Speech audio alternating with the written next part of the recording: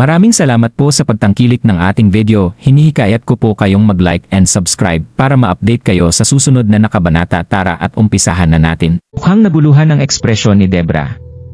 Gonoghu, kinamumuhian ko ang aking sarili dahil sa pakikinig sa mga kasinungalingan mo, ang tuluyang sirain ang kanyang pag-asa. Naisip nito. Ang pinakamahalaga ay magagalit at hindi mapapakali si Daryl kapag nalaman niya ito. Sa oras na yon ay hindi magagawang dumepensa ng 9 continents laban sa pag-atake ng Raksasa Tribe Grand Army. Nanginig ang katawan ni Debra sa kanyang narinig. Labis itong nagulat at nagalit. Papakasalan siya bukas sa Raksasa Kamo. Napakalihis at nakakamuhi si Gonoghu. Naisip ng babae. Hindi gutsong sumang-ayon ni Debra. Hindi madali ang maibalik ang aking alaala. Puno ng tungkol kay Daryl ang aking puso. Paano ko magagawang pakasalan si Gonoghu? Isa pa, kilala sa pagiging malupit at makasarili si Gonoghu. Nagtaksil din siya sa 9 continents at sumanib sa Raksasa Tribe. Dapat kamuhian ng 1-0-0-0 taon ang taong ito. Paano ako magiging babae niya? Hindi. Mas gugustuhin ko na lang mamatay kaysa sumang-ayon dito. TSK. Alam kong tatanggihan mo ako. Kung ganoon ay wala ka nang magagawa sa kung anong gusto kong gawin kay Natalie. Tumingin si Gonoghu sa emosyong bakas sa mukha ng babae, at malamig ang kanyang ngiti. Lumapit ito at kakaladkarin ay sana si Natalie palabas. Huwag! Nag-aalalag sigaw ni Debra. Tumigil si Gonoghu, lumingon ito at nanukso. So? Nanalo na ba ako? Mariing kinagat ni Debra ang kanyang labi, at hindi siya sumagot. Labis na naguluhan ang kanyang pag-iisip habang dinedebat niya ito sa kanyang puso. Sa wakas ay sumagot ang babae, matapos ang ilang segundo, tumango ito. Sige, pumapayag na ako. Parang dudugo ang labi niya dahil sa diin ng pagkakakagat niya rito. Sobrang pula ng kanyang mga mata. Wala na siyang ibang magagawa. Pagsisisihan niya ito buong buhay niya kung wala siyang gagawin kundi ang manood lamang ang gagawing pagpatay kay Natalie. Tungkol naman kay Daryl ay hindi itinadhana ang babae para makasama ito. Ngumiti si Gonoghu nang makita niyang sumang-ayon ang babae. Tumango ito at sinabing, sige, hahayaan ko siyang mabuhay. Pagtapos ay lumabas ng tent si Gonoghu at sinabi nito kay Amastan ang tungkol sa kasalan. Natuwa ay sumuporta si Amastan nang nalaman niyang gustong inisin ni Gonoghu si Daryl, magiging kalamangan ito ng Raksasa Tribe.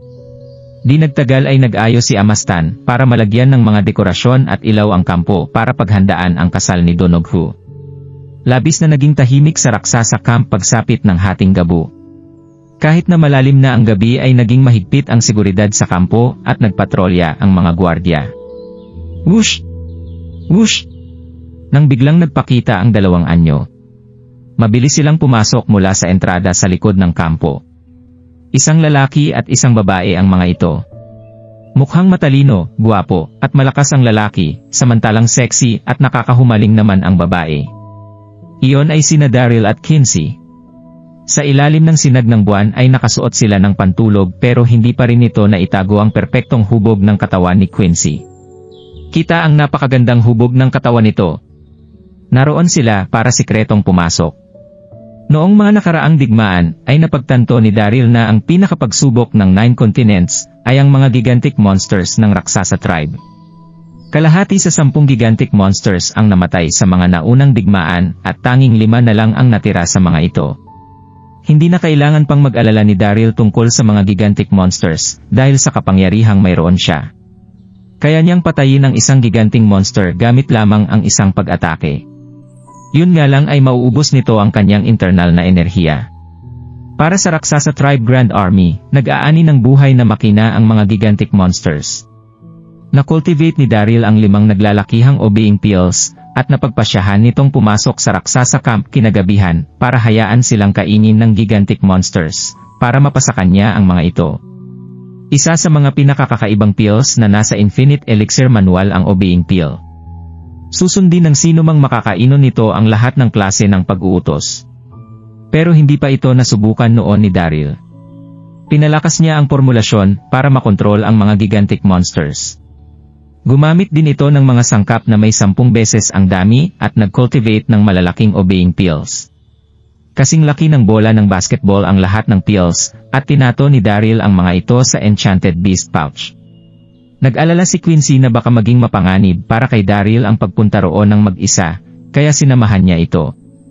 Nang sandaling iyon ay inobserbahan ni Daryl ang sitwasyon sa paligid at sikretong pumasok sa kampo. "Tara na!" Kinagat ni Quincy ang kanyang labi, at kinakabahan ito nang sumunod siya sa lalaki. Pumasok na sa raksasa camp noon si Daryl, kaya mas naging pamilyar siya sa lugar. Di nagtagal ay narating nila ang lugar malapit sa mga gigantic monsters. Zzz.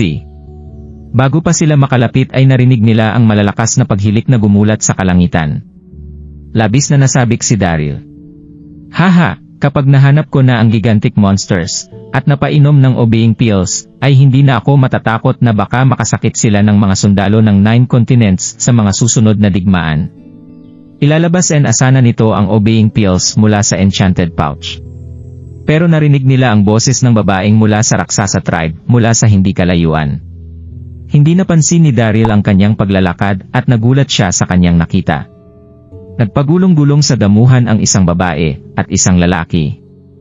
Napakamot ito ng ulo at naglakad si Quincy sa kanyang likuran at tiningnan ang eksena dahil sa kuryosidad. Nanginig ang kanyang katawan at namula ang maganda nitong mukha. Napakamabangis at hindi sibilisado ang raksasa tribe. Hindi napigilan ni Quincy ang mahinang pagsabi noon. Namumula at maganda ang hitsura nito. Sa parehong sandali ay sinipa niya si Daryl. "Nakatingin ka pa rin." Natuwa si Daryl sa nakitang reaksyon ng babae. Inasar niya ito. Walang pakialam ang raksasa tribe. "Anong mali kung titingnan ko? Isa pa, hindi ba't nakatingin ka rin? Hindi ka pa rin tumitigil tungkol dyan." Daryl at Quincy ay nag-uusap nung nakarinig sila ng galit na sigaw, "Sinong nandyan?" Pagkatapos, may 2 patrol guards ang mabagal na lumapit. Ang tanging nakikita lang ng raksasa tribe ay ang mga anino nila Daryl at Quincy dahil madilim, at hindi nila makita ang mga mukha nito ng malinaw. "SHT!"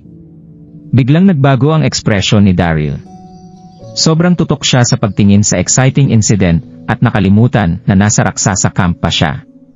Nanginig ang katawan ni Quincy dahil sa nervyos. Bilang Princess Long ng South Cloud, siya ay nasa ibaba ng isang tao, pero mas nakakataas sa 1,000 na katao.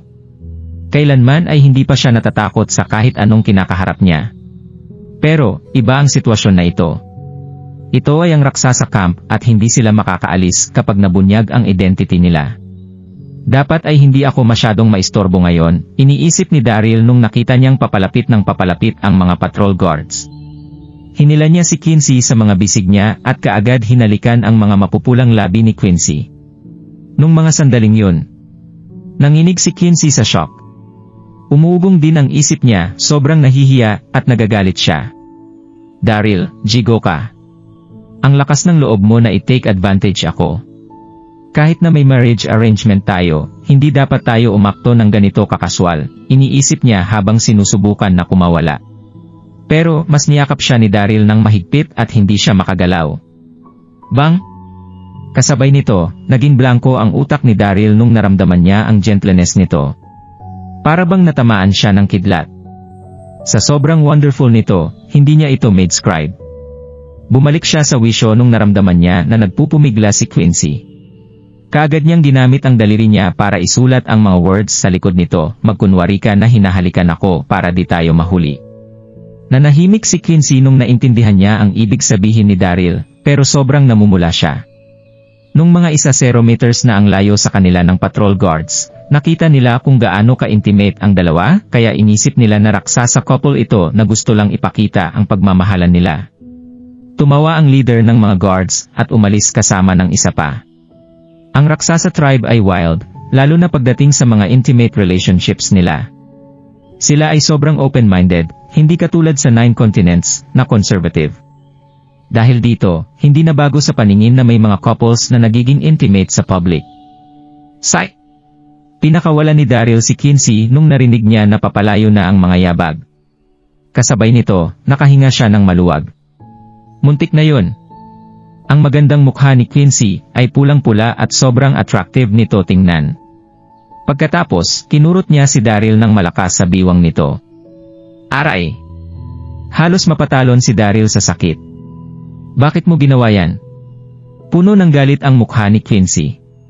Kapag ginawa mo yun ulit, sasaksakin kita ng espada ko. Ako ang Princess Long ng South Cloud World, pure ako. Kahit na may marriage arrangement ako sa kanya, hindi pa rin kami kinakasal pa, kaya siya, iniisip niya. Naintindihan ni Daryl ang iniisip nito nung nakita niya ang reaksyon nito. Gusto mong patayin ang asawa mo? Kiss lang naman ito at wala namang nasaktan. Ikaw, sa sobrang galit ni Quincy, napapadyak siya ng paa. Gusto niyang kurutin ito ulit. Tumawa si Daryl at umiwas. Sige na, itigil na natin to, tapusin na natin ang dapat nating gawin kaagad. Dumiretso siya sa direksyon papunta sa mga gigantic beasts, habang sinasamaan siya ng tingin ni Quincy at nakasunod sa likod niya. Kinalaunan, nakarating na rin sila sa harap ng 5 gigantic monsters. Hindi mapigilan ni Daryl na mapahinga ng malalim. Hindi siya sigurado kung paano napaamo ng Raksasa tribe ang mga malalaking gigantic monsters. Nung mga sandaling yon, mga namamahinga ang mga ito at mukha silang maliliit na mga bundok. Napuno ng galit ang puso ni Daryl nung naalala niya kung gaano karaming mga sundalo ang mga napatay nito. Gusto niya itake ang opportunity na ito para patayin ang mga gigantic monsters, pero kinontrol niya ang sarili niya. Go! Saglit lang ay binuksan ni Daryl ang bunganga ng mga gigantic monsters, at pinisil ang OB pills na nasa Enchanted Beast Pouch isa-isa. Habang si Quincy naman ay nagbabantay sa tabi niya. Katapos niya pakainin ang mga ito ng OB pills, pumalakpak si Daryl at ngumiti. Haha! Tapos na, iniisip niya. Dear wife, tara na, nakangiting sabi niya kay Quincy. Sobrang naadik siya sa itsura ni Quincy nung nagagalit siya kanina, kaya naman sinadya niyang asarin ito ulit. Bahala ka sa buhay mo, cold na sabi ni Quincy. Sobrang nahihiya at galit siya. Hindi nagsiseryoso si Daryl.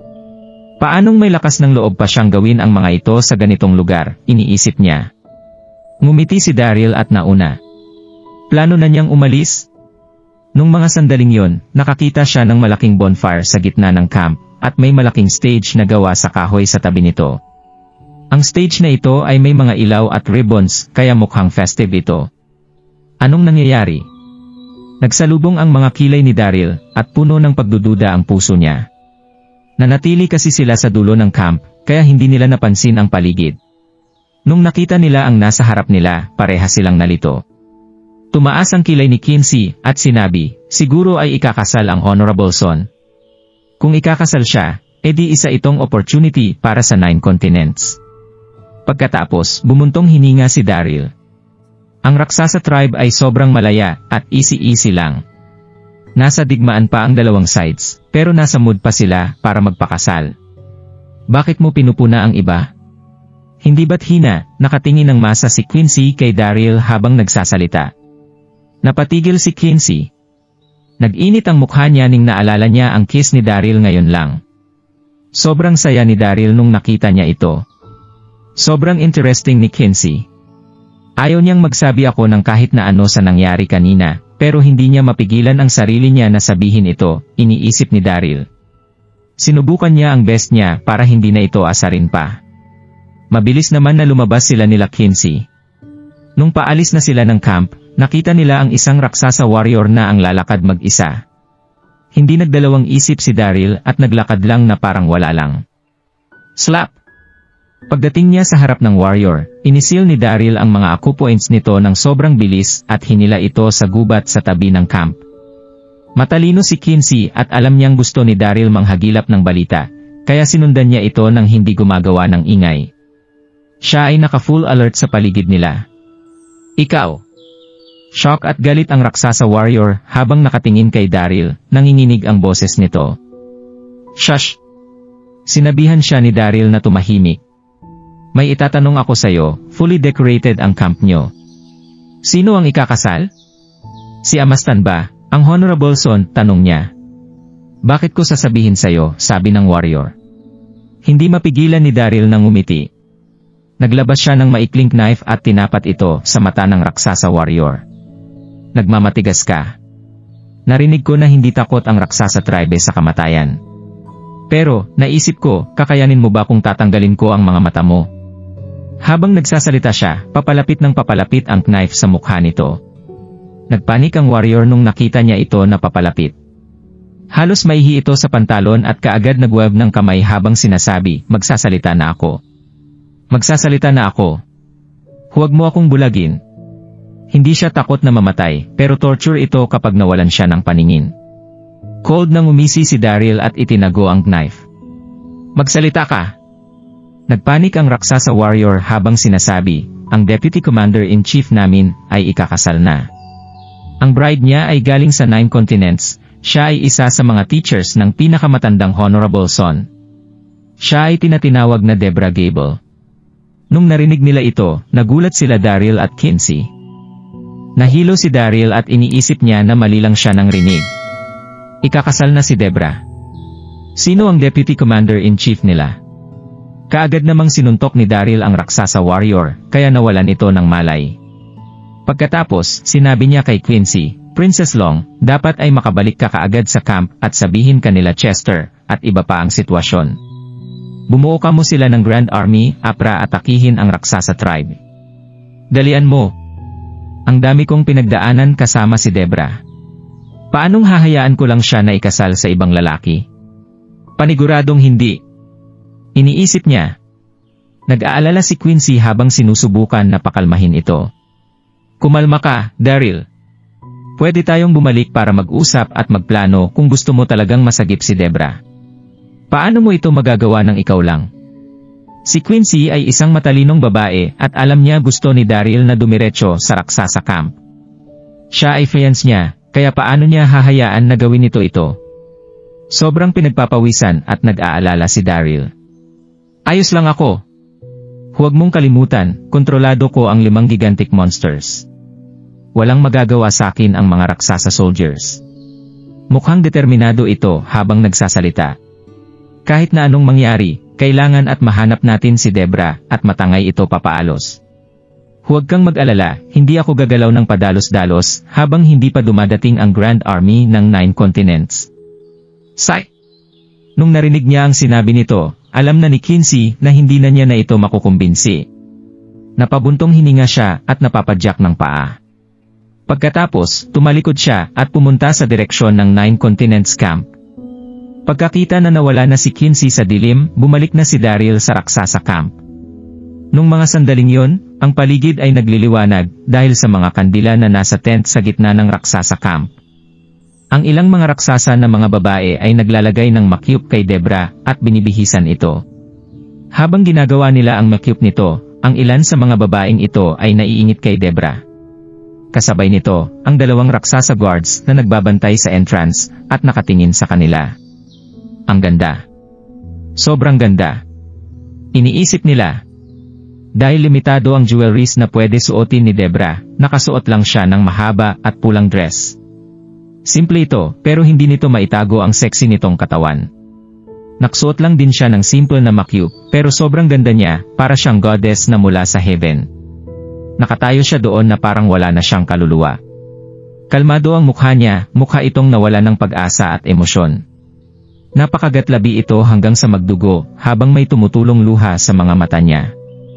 Ako ay magiging asawa na ni Donoghue, ngayong gabi. Ganito ba kami magtatapos ni Daryl?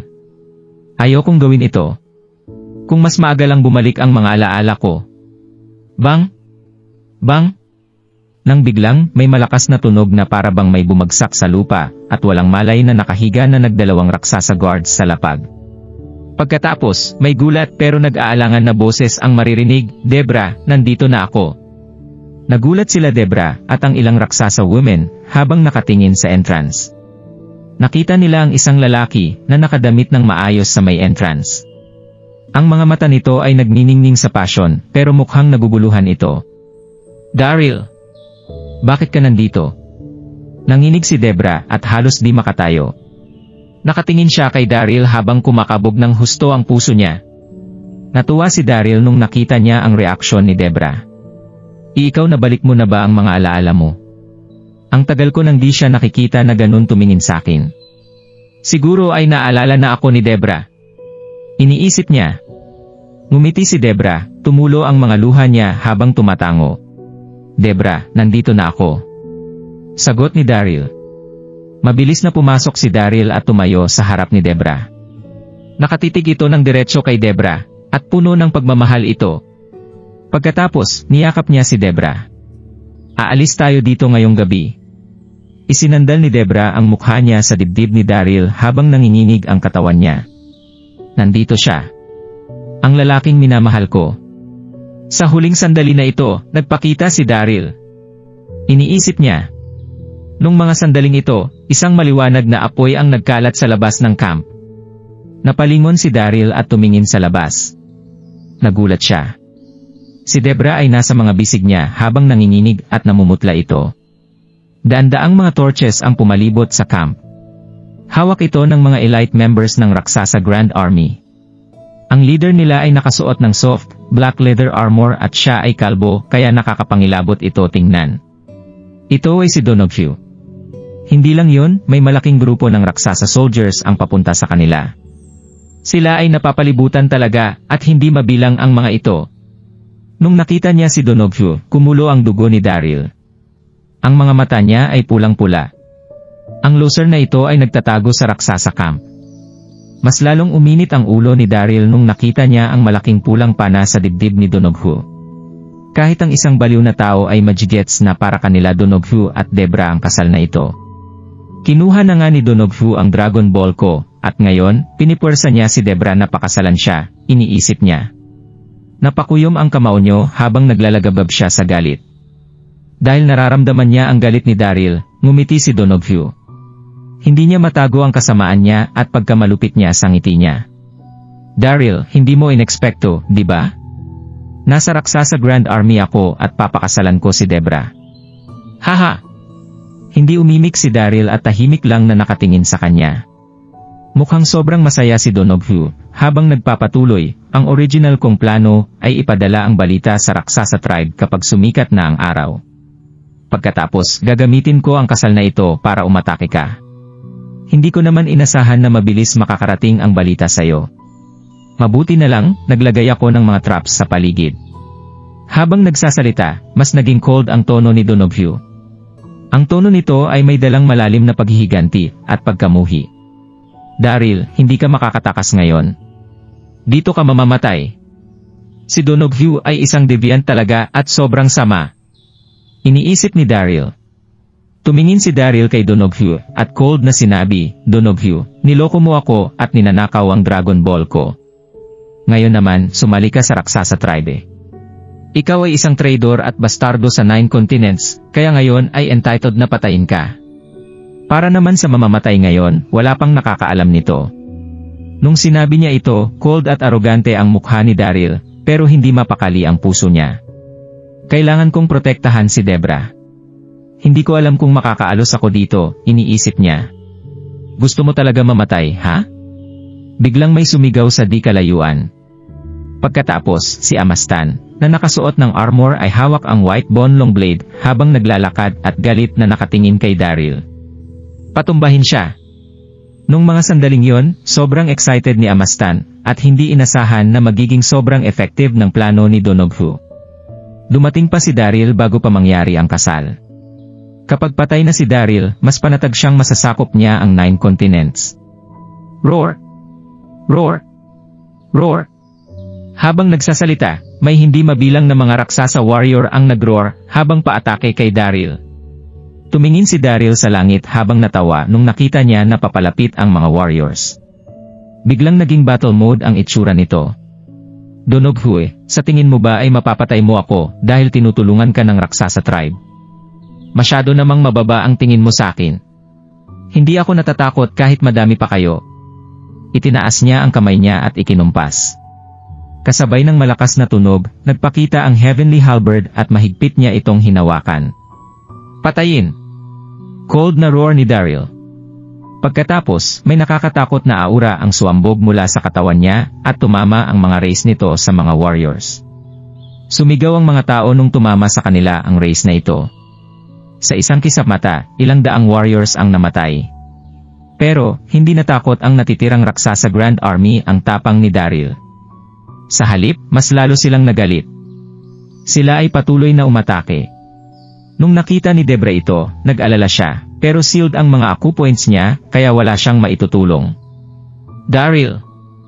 Mas naging intense ang laban at hindi pabor kay Daryl ang sitwasyon. Mas naglagabgab ang galit ni Amasatan nung nakita niya yon. Si Daryl ay sobrang malakas talaga, ang dami niyang napati sa isang iglap. Nakangisi si Donoghu. Nakatayo ito sa tabi, pinapanood ang laban. Hindi siya fully dedicated na sumama sa Raksasa Tribe, at gusto niyang gamitin ang Raksasa Tribe para ubusin ang energy ni Daryl. Nung nakita niya na naglalaban ang dalawa, natural na natuwa siya, at pakiramdam niya ay ang laya niya. Nagalit si Amastan habang iwinawagayway ang Bone Blade. Patayin niyo siya at pagpira-pirasuhin. Bang! Bang! Nung narinig nila ang galit na roar ni Amastan, 12 na malalaking figures sa madla ang umatake kay Daryl. Sila ang 12 gods ng raksasa. Ang 12 gods ay may natural na godly power at talented sa cultivation. Sila ay ang personal guard ng raksasa at responsable sa pagprotekta sa seguridad ng Raksasa King. Sila din ay ang secret weapon ni Amastan. Pero, sa araw na yon, nung nakita niya na pumupuslit si Daryl papunta sa camp, at napapalibutan, hindi na siya nagdalawang isip na tawagin ang 12 gods. Napamura si Daryl nung naramdaman niya ang aura ng 12 gods. Kaagad niyang inactivate ang internal energy niya. Bang! Pagkatapos, nagsalubong sila ng 12 gods. Isang malakas na bang ang maririnig, at isang malakas na vibration mula sa internal energy na nakapagpagulat sa buong camp. Napaatras si Daryl habang namumutla at nagsuka siya ng dugo. Hindi rin maganda ang lagay ng mga 12 gods, kaya napaatras din ang mga ito. Daryl! Sumigaw si Debra sa takot dahil nag-aalala siya. Hindi niya mapigilan ang pagtulo ng mga luha niya. Kapag may nangyari kay Daryl ngayon, wala nang rason para mabuhay pa ako, iniisip niya. Nung mga sandaling yon, nagulat si Daryl. Iniisip niya, maliban sa mga wild beasts, ang Raksasa Tribe ay wala ng iba pang special weapon. Hindi niya inasahan ang existence ng 12 gods, at ang lakas ng mga ito ay sobrang nakakakilabot. Lahat sila ay mukha ng nasa Heaven Ascension level. Hindi ko kaya ang 12 na kataong ito, at dahil napapalibutan din kami ng Raksasa Tribe Grand Army, natatakot ako na mamamatay ako dito, iniisip niya. Napakuyom ang kamao ni Daryl habang kinokontrol ang kumukulo niyang dugo. Tiningnan niya ng masama si Leonardo Ross, ang feeling niya ay amazed. Nung mga sandling yon, naging kahindik-hindik ang itsura ni Amastan. Daryl, ikaw ay sikat na tao sa 9 continents. Hindi kita papatayin kung susuko ka sa akin. Susuko. Hindi mapigilan ni Daryl na tumawa habang namumula ang mga mata niya. Iniisip mo ba na deserve ng wild, malupit at unusual na tribe ang pagsuko ko? Patayin mo ako kung gusto mo, sabi niya, at kaagad kinuyom ang kamao habang may mga lumitaw na mga puting bola ng mga apoy at nagsayaw sa ere. Sa huli, nag-transform ito bilang lily flower. At ang temperature na nakapalibot sa kanila ay biglang tumaas at ang gabi ay nagliwanag na parang umaga. Ito ang White Cold Lily Flame. Hindi mapigilan ni Debra na umiyak habang sumisigaw. Puno siya ng luha nung mga sandaling yon. Huwag. Daryl, kailangan mo na umalis. Iwan mo na ako. Umalis ka na ngayon.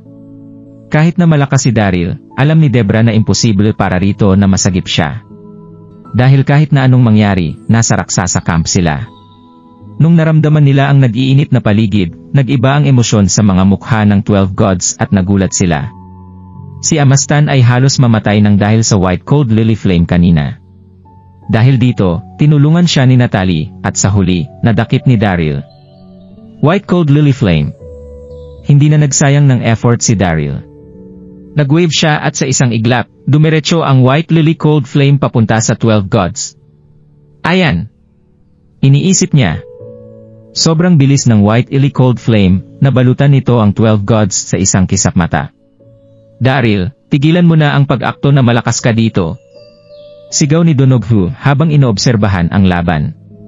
Iniswing niya ang SKY Breaking Axe, at may sumabog na bright gold ray, papunta ito kay Daryl. Si Donoghu ay inoobserbahan ang laban sa pagitan ng dalawa kanina pa. Nung nakita niya na marami nang nagamit si Daryl na internal energy, alam niyang dumating na ang opportunity na hinihintay niya. Bang! Isang golden ray ang bumuo sa malaking golden curtain bilang protective shield sa pagitan ng langit at lupa. Nahiwalay nito ang White Lily Cold Flame sa 12 gods.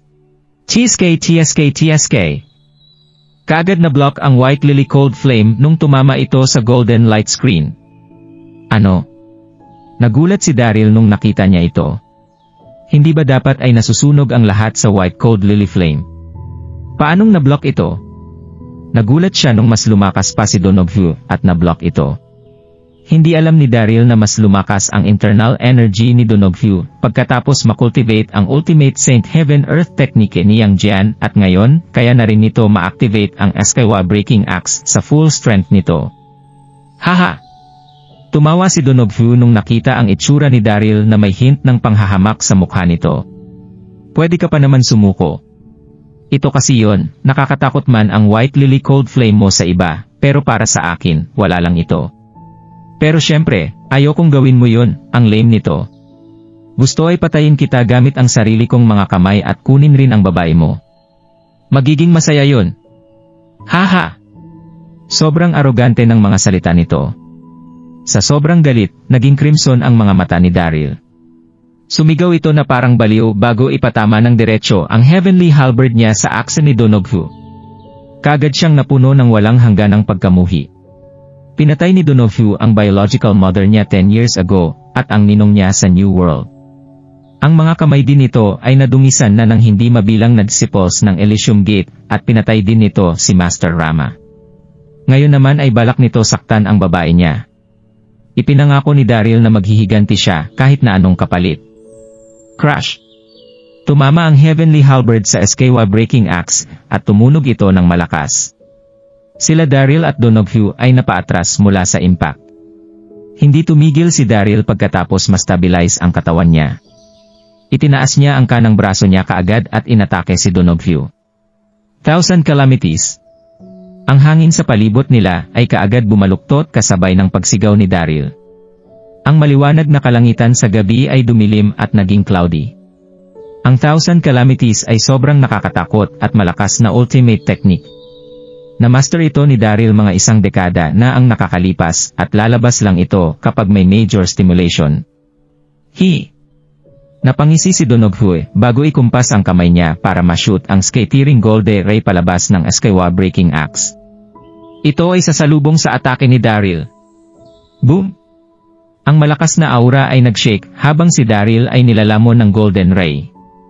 Ang sobrang lakas nitong strike ay natalo ng race ng ganun lang. Nalalag ito mula sa mid-air at sumuka ng dugo. Si Debra ay biglang nagpanik at halos mahimatay nung nakita niya ito. Haha! Sila Amastan, 12 gods at Raksasa Army na nakakita sa nangyari ay namangha. Sobra silang na-excite. Kinikilala nila ang malakas na kapangyarihan ng Deputy Commander nila. Si Daryl Darby, at isang tao na kilala sa 9 continent, at sobrang makapangyarihan nito pero natalo ito ng Eskawa Breaking Axe. Plop! Nalaglag si Daryl sa sahig habang hawak ang Heavenly Halberd sa kamay niya. Nakatingin ng masama kay Donoghu, napuno ang utak ni Daryl ng sobrang galit at hindi maipaliwang na shock. Hindi maari kung saan-saan siya tumakbo nung natalo siya ni Brother Chester at Dax mga ilang araw lang ang nakakalipas. Paano siya naging ganito kalakas pagkatapos lang ng ilang araw? Ito ba ang strongest power ng Grand Weapon? Overpowered siya. Daryl, nandito na kami. Daryl, huwag kang susuko. Sa isang saglit, dumating ang 9 Continents Army na pinapamunuan nila Dax, Chester at Kinsey. Napangiti si Daryl nung napansin niya ang pagdating nila. Mamatay ka na, Daryl Darby. Tinake advantage ni Donoghu ang sandaling iyon at sumigaw bago siya umatake ulit gamit ang Eskawa Breaking Axe. Kaagad nagbago ang ekspresyon ni Daryl at umiwas kaysa umatake pabalik. Tumawa na parang baliw si Donoghu. Daryl, nasaan ang dati mong vigor? Nawala na? Ang tanging alam mo na lang ngayon ay umiwas. Naglagabgab si Daryl sa apoy ng galit dahil sa pang-aasar nito. Daryl, nandito kami para tumulong. Lumapit sa kanila sila Dax at Chester, at nagpalabas ang mga ito ng galit na roars bago tumalon at umatak kay Donoghu. Buzz! Sila Dax at Chester ay inactivate ang internal powers nila. Ang kanilang mga malalaks na aura ay binaluktot ang hangin sa paligid nila habang nakatuon ang powers nila kay Donoghu bilang target nila. Pagkakita sa pag-atake ng tatlong magkakaibigan, ngumiti si Donoghu. Masyado namang mataas ang tingin nyo sa mga sarili nyo. Sa isang swing, 3 golden rays ang lumabas sa SKY Breaking Axe at papunta sa 3. Boom! Boom! Boom! Silang 3 ay kaagad ginamit ang internal powers nila para bumuo ng shield sa harap nila para mablock ang mga golden rays. Napush sila palikod at nasira agad ang shield nila kaya sila mga namutla. Nagulat at nagalit si Dax. Lumakas na naman siya. Nararamdaman niya na mas malakas si Donoghu ngayon kumpara sa 2 araw ang nakalipas. Napakunot ng noo si Chester, ang emosyon niya ay pinaghalong gulat at galit. Sa battlefield sa baba nila. Patayin sila! Pagkakita sa papuntang 9 Continent Army sa kanila, nagdilim ang ekspresyon ni Amastan habang sumisigaw na parang baliw. Siya ang unang pumunta papunta sa formation ng 9 Continent Army. Ang 12 gods, generals at pulong ng Raksasa Army ang nagsama-sama bago umatake. Ay! Kaagad maririnig ang tunog ng pagpatay at maraming dugo ang dumanak. Ang madilim na kalangitan ay nagkulay crimson dahil sa laban. Mahirap para sa 9 Continent Army ang tumagal laban sa Raksasa Army. Pero, ang force ni Daryl ay mas dumami pagkatapos niya matalo sila, Jiangju, at North Mona Army. Kaya naman, pantay na ngayon ang 9 Continent Army at Raksasa Tribe sa laban. Baka nga mas lumamang pa ang 9 continents.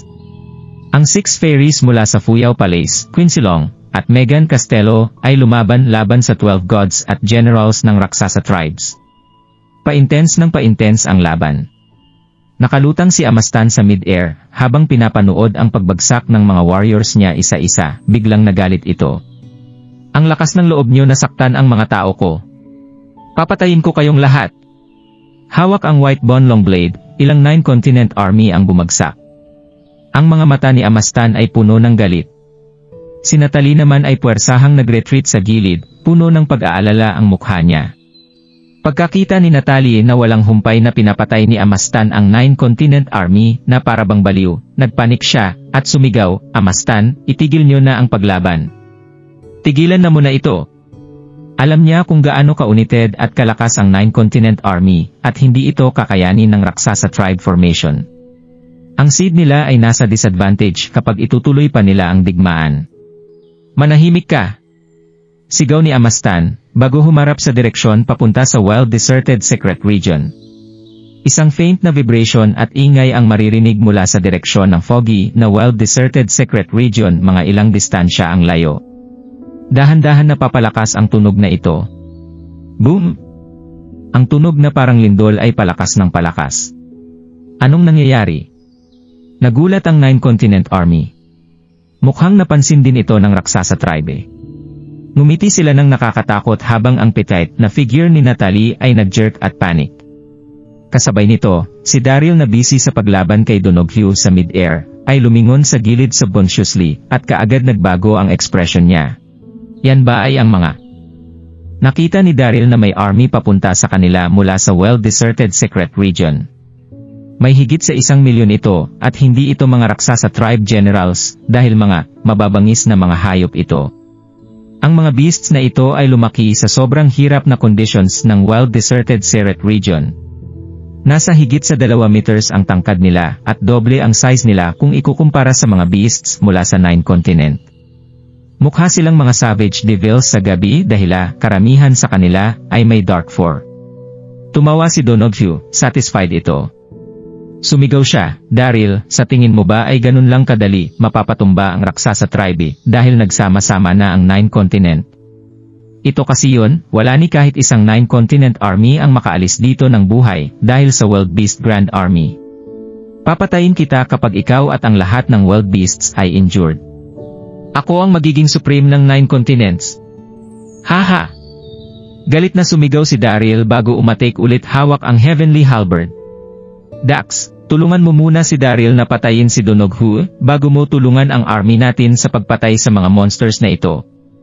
Nakaramdam siya ng chill sa scalp niya habang nakatingin sa Wild Beast Grand Army. Alam niyang merong ganito ang Raksasa Tribe, pero nakakagulat pa rin ito pag nakita mo ito ng sarili mong mga mata. Hindi na nagsayang ng ilan pang minuto si Dax at nagpalabas ng Battle CRY. Mamatay ka, Donoghu Dixon. Ang tatlong magkakaibigan ay kinalaban si Donoghu sa mid-air. Kasabay nito, hindi may pagkakaila na may mabilis na speed ang Wild Beast Grand Army dahil kaagad silang nakapunta sa battlefield. Mukha silang mga demonyo dahil sa mga matatalis nitong mga pangil at kuko. Marami sa 9 Continent Army ang hindi nakareact on time at tumalsik. Tumawa si Amastan nung nakita nita ito at may madness sa mga mata nito. Sa tingin nyo ba ay mapipigilan ng 9 continents ang Raksasa Tribe? Nagkakamali kayo. Ang final card ng Raksasa Tribe ay ang mga milyong beasts na ito. Manginig kayo sa takot.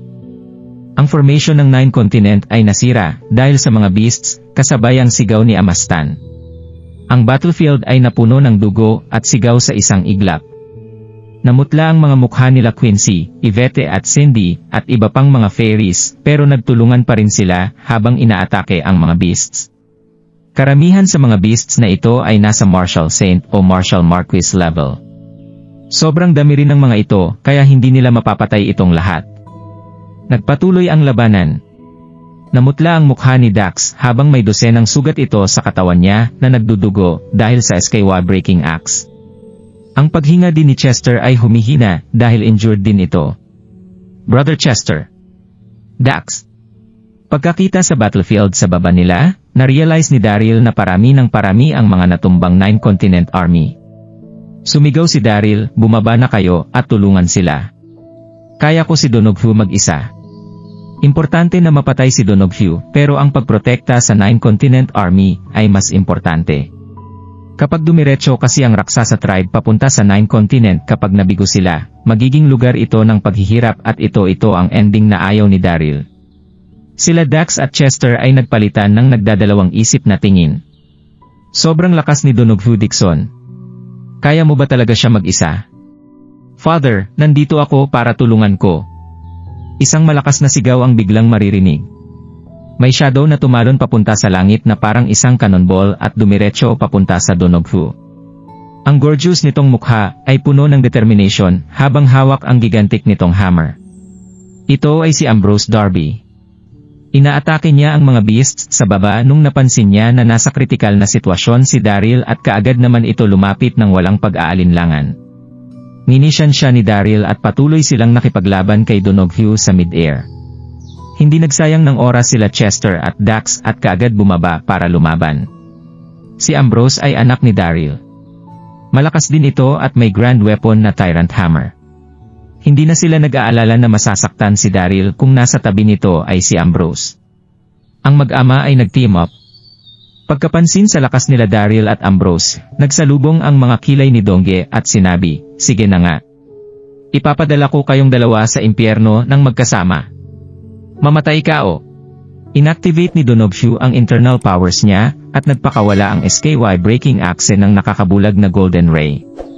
Sinalubong niya sila Daryl at Ambrose head-on ng may bilis na parang kidlat. Ang battlefield ay nasa baba nila. Ang sitwasyon nila ay alanganin pa rin kahit na tumulong na sila Chester at Dax.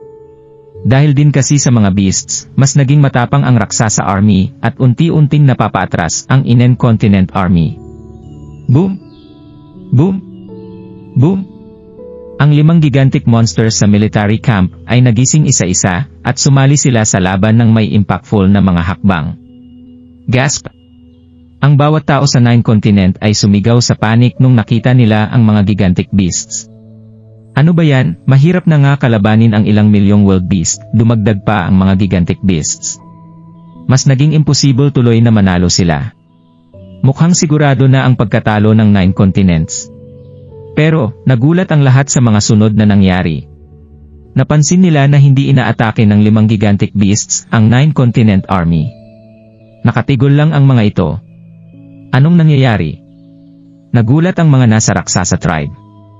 Anong nangyayari? Bakit hindi sila umatake? Gulat, namawis bigla ang mga tao na nakapasan sa mga gigantic beasts. Bakit hindi nagre-react ang mga monsters sa mga utos namin? Si Dari na nasa mid-air ay ngumiti nung nakita niya ito. Ang 5 gigantic beasts ay hindi sumusunod sa mga utos ng Raksasa Army dahil pinakain niya ito ng obeying pills. Ang mananalo at matatalo sa digmaan ay malalaman sa pagkakataong ito. Huminga ng malalim si Daryl at inilagay ang daliri niya sa mga labi niya bago magpakawala ng hole para isignal sa mga ito na umatake.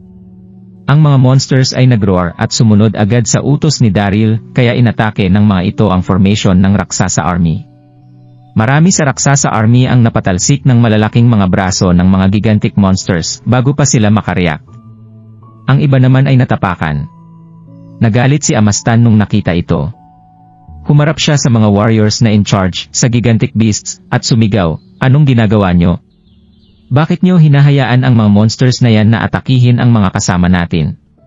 Mga tanga kayo." Ayaw niyang maniwala na kaya ni Daryl na kontrolin ang mga gigantic beasts. Pagkasense sa galit ni Amastan, na-stress ang mga warriors.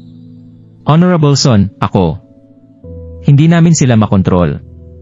Nabaliw na ang mga gigantic beasts." Kaysa makinig sa kanila, kaagad pinutol ni Amastan ang mga ulo nila gamit ang White Bone Long Blade. Ang Raksasa tribe ay may striktong military rules. Ang mga warriors na ay charge sa gigantic beasts ay hindi makakatakas sa kamatayan kapag nagkamali sila. Tumawa si Dax at nag-thumbs up kay Daryl. Ang awesome nun. Napangiti din si Chester habang itinataas ang treasured sword niya. Warriors, oras na para lumaban pabalik. Para sa home, para sa mga namatay nating mga kapatid, patayin natin silang lahat. Sugod. Sumigaw ang 9-continent army habang pasugod. Baliktad na ang sitwasyon ngayon dahil sa tulong ng 5 gigantic beasts. Kahit na mabangis ang mga wild beasts ng Raksasa tribe, nawala ang dominance nila nung nakaharap nila ang mga malalaking gigantic monsters at marami din sa kanila ang namatay kaagad. Nabalik sa 9-continent army ang lamang. Namutla si Amastan habang pinapanood ito. Iniisip niya kasi na siya na ang panalo sa digmaan na ito pero hindi niya inexpect na ang 5 gigantic monsters ang sisira sa lahat ng ito. Mamatay ka, Daryl Darby. May hint ng panganib sa mga mata ni Amastan habang nakatitig lang kay Daryl. Tumalon siya sa hangin, hawak ang White Bone Long Blade bago atakihin si Daryl. Alam ni Amastan na si Daryl ang emotional pillar ng 9-continent at paniguradong magkakagulo ang army kapag nawala ito. Napagdesisyonan ni Amastan na tulungan si Donoghui kahit na malakas ito dahil hindi pa rin ito natatalo si Daryl. Nag-iba ang ekspresyon ni Daryl nung nakita ang atake ni Amastan. Mahirap na nga para sa kanya at Ambrose na labanan si Donoghui tapos ngayon dumagdag pa si Amastan. Nasa panganib ang buhay nila. Whoosh! Ang pintong eleganteng figures ang biglang lumitaw at hinarangan ang atake ni Amastan. Sila ay ang mga 6 fairies ni Cindy White at si Megan Castello. Ang gorgeous na mukha ni Cindy ay cold nung sinigaw niya ang Sisters Formation.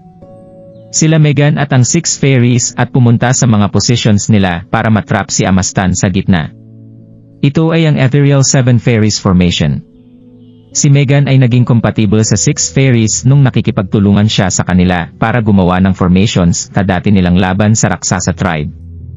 Ngayon, kaya na nilang gawin at i-perform ang Ethereal 7 Fairies Formation ng perfect. Isang formation mula sa 9-continent. Pagkakita sa 6 fairies at Megan na nagpapalit-palit ng mga positions, nagsalubong ang mga kilay ni Amastan bago ngumiti. Kayong mga babae ay sinusubukan kumatrap sa isang formation. Talagang mababa ang tingin niyo sa akin ha?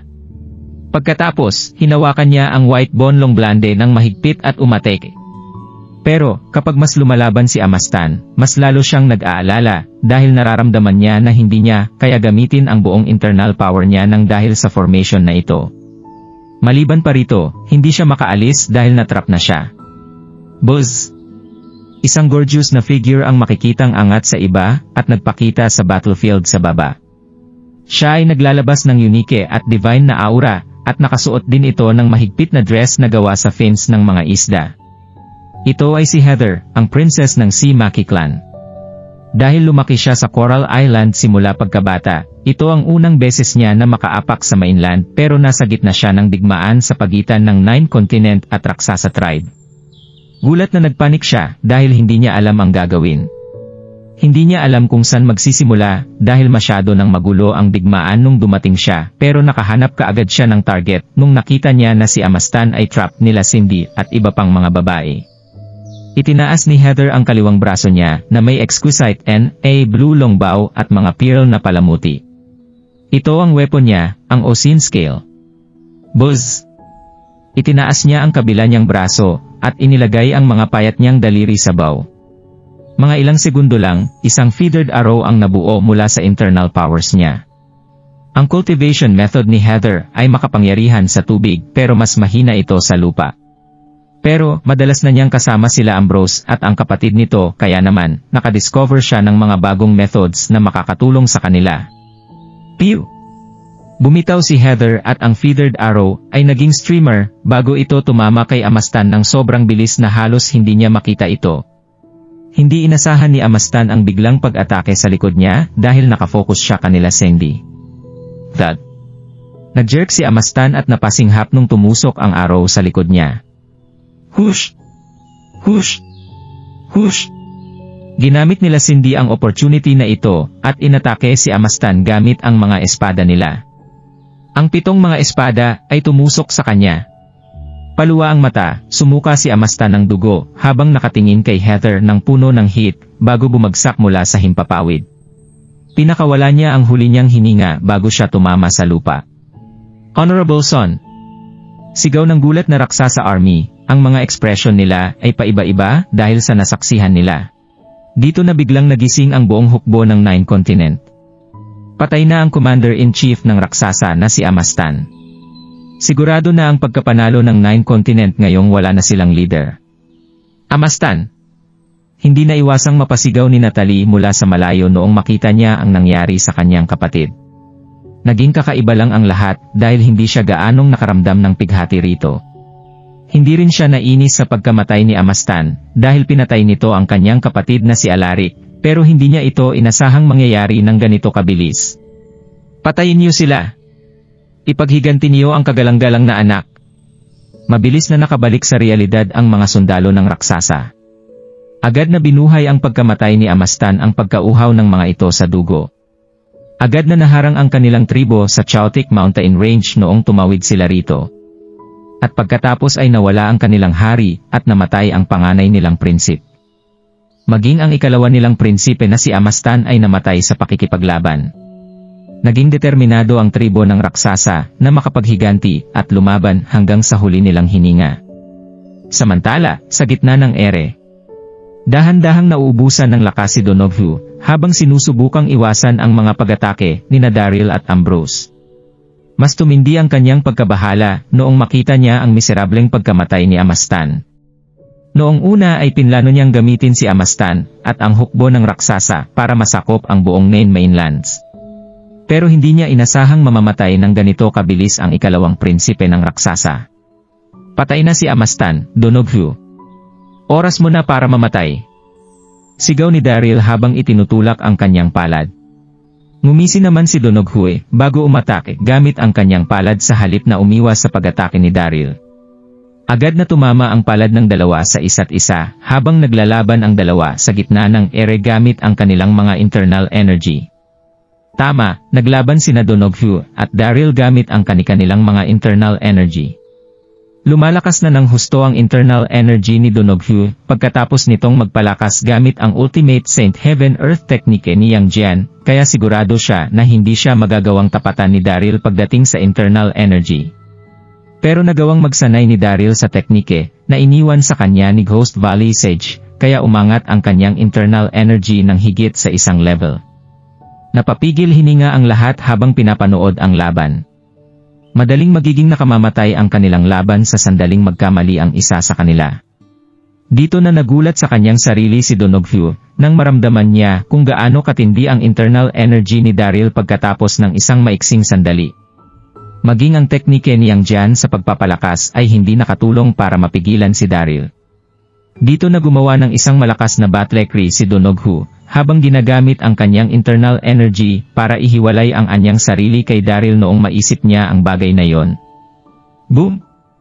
Parehong napaatras ang dalawa nang dahil sa tindi ng puwersang lumabas sa gitna ng kanilang mga palad. Donoghu, tanggapin mo ito.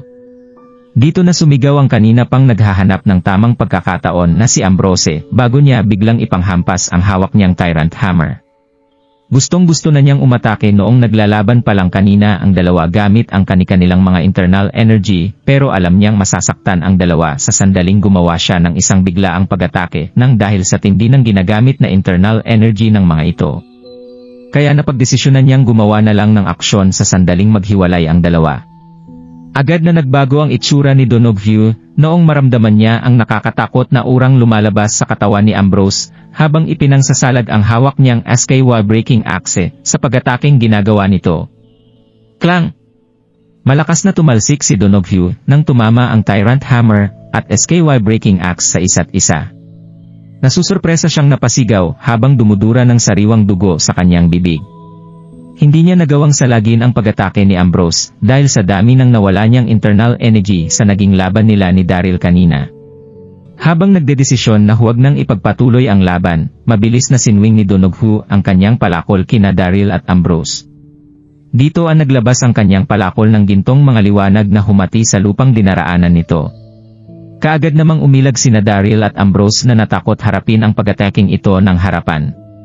Ito na ang pagkakataong ginamit ni Donoghu para tumakas papunta sa well-deserted secret region ng walang pag-aalinlangan. Tumakas siya. Gumawa si Daryl ng isang galit na iyak bago niya habulik si Donoghu habang hawak-hawak ang kanyang heavenly halberd. Mabilis namang sumunod sa kanya si Ambrose. Ambrose! Dito na tumalikod si Daryl at sumigaw ng bumaba ka at tumulong sa ating hukbo. Sugatan na si Donoghu kaya magagawa ko na siyang tapusin ng mag-isa. Naantig ng husto si Daryl noong magawa niyang lumaban kasama ng kanyang anak. Pero agad niyang napansin ang desperadong pagsugod ng dapat nang umaatras na raksasa pagkatapos mamatay ng kanilang leader na si Amastan. Kung nagustuhan mo ang mga ganitong video, huwag mong kalimutan mag-like and subscribe. Panoorin mo na rin ang mga naunang kabanata para lalong maubos ang oras mo.